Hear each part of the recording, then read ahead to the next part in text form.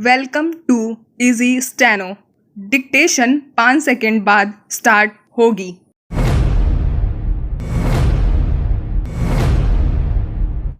जनतंत्र में प्रतीकों का अपना महत्व होता है।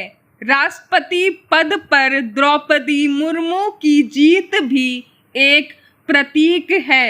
आदिवासी समुदाय से वे पहली महिला हैं जो देश के शीर्ष पद पर पहुंची हैं।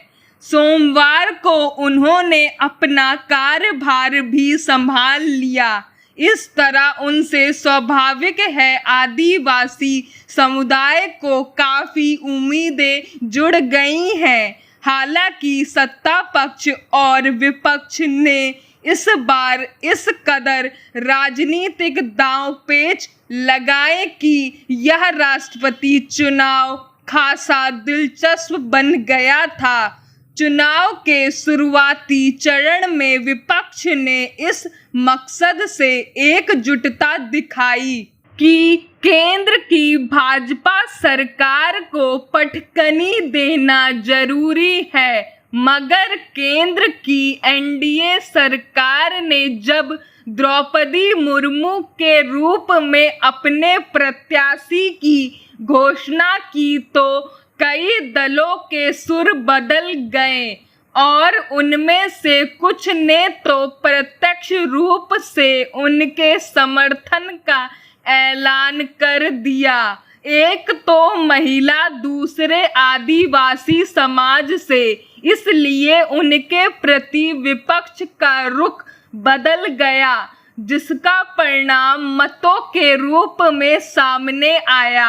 हालांकि यशवंत सिन्हा ने अपने प्रचार में कोई कमी नहीं छोड़ी थी और उन्होंने बड़े सम्मानजनक ढंग से यह चुनाव लड़ा, मगर द्रौपदी मुर्मू के प्रति आदर भाव ज्यादातर राजनीतिक दलों में प्रकट हुआ।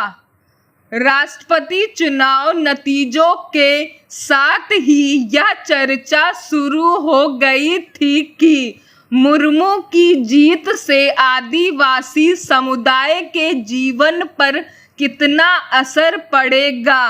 हालांकि हमारे यहाँ राष्ट्रपति से आम लोगों को बहुत अपेक्षा नहीं रहती है।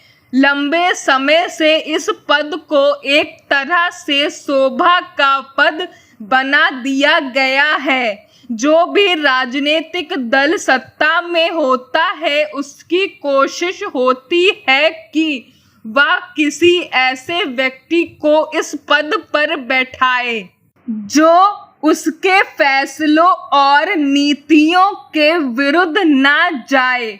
यह परिपाटी इंदिरा गांधी ने ही शुरू कर दी थी, मगर ऐसा नहीं कि हमेशा सत्ता पक्ष अपने मकसद में कामयाब होता रहा है।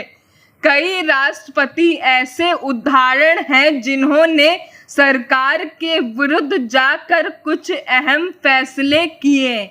द्रौपदी मुर्मू का व्यक्तित्व साहसी महिला का रहा है। उन्होंने समाज सेविका और राजनेता के रूप में कई उल्लेखनीय काम किए हैं। झारखंड की राज्यपाल रहते हुए उन्होंने केंद्र की लकीर से अलग हटकर कई फैसले किए। खासकर झारखंड में आदिवासी समुदाय के लोगों के साथ होने वाले यातनादायी व्यवहारों के विरुद्ध उन्होंने कड़े फैसले भी किए। जब भी कभी आदिवासी समुदाय पर कोई संकट आया तो वे खुद वहां गईं और प्रशासन को दिशा निर्देश दिए।